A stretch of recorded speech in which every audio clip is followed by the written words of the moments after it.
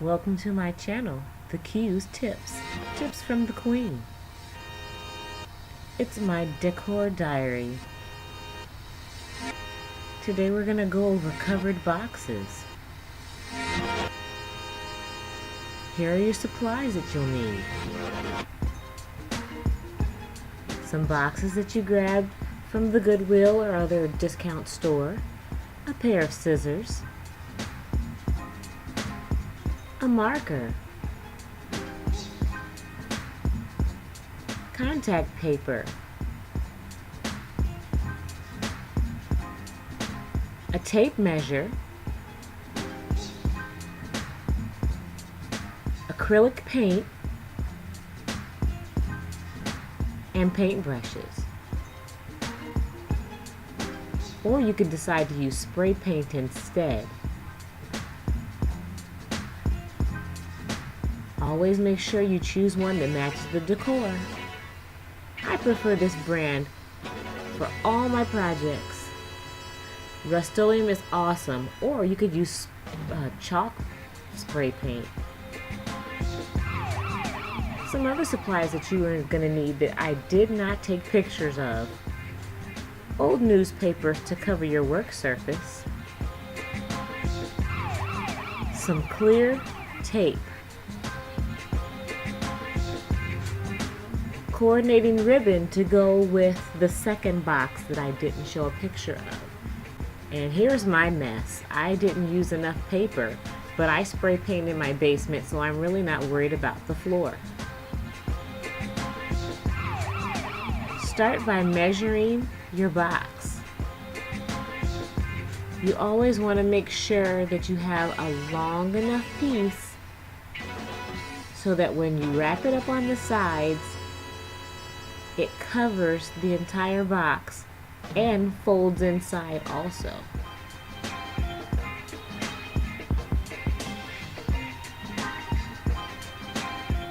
It's just like wrapping a gift. But the only thing different is this is reusable contact paper, so it's sticky. Once you put it on, it's on. It can be taken off to reposition, but you don't want to do that too much.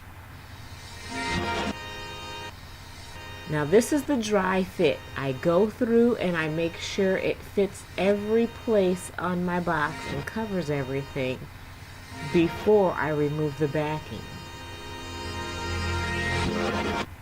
These boxes I purchased from the Goodwill. The whole set was $1.88, I believe. That's not a bad deal, and they're really nice and sturdy. I just didn't like how they looked, so I wanted them to match my new sewing studio. Now once you remove the paper,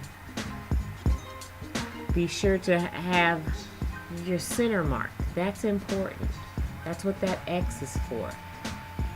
So that when you place your box on the paper, you can have it exactly in the center so there's no guesswork. And when you wrap and smooth the contact paper around each side, it will be even, just like when you first originally measured. That's why it's very important to have a tape measure instead of just a ruler. That way you can wrap it around every part and get the exact measurement that you need. Now that the paper's off, we start at the bottom, wrapping, smoothing up to the sides, and folding it inside. Do the same on the opposite side, and then address folding the short ends. You'll end up with that little point, and it is stuck to itself, so that's where you have to use the clear tape to hold it down. See, I wrapped these 4 boxes in no time flat. I really like the way they look. And here are the lids before I spray painted them. I showed you the spray paint earlier. I love these nesting boxes. I could keep them inside each other or stack them up one by one. Here's a second type of box that I didn't show how I wrapped it or covered it, but I did pretty much the same steps. You just have to address that flap differently. And get the coordinating ribbon because this green has got to go.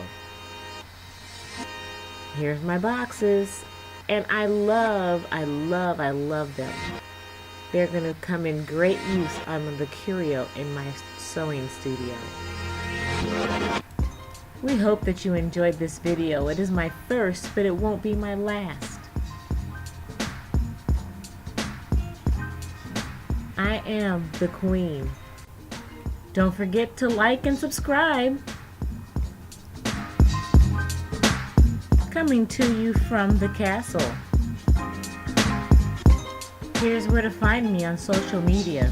I know they go by fast, so either pause or I'll include the links below in the description area.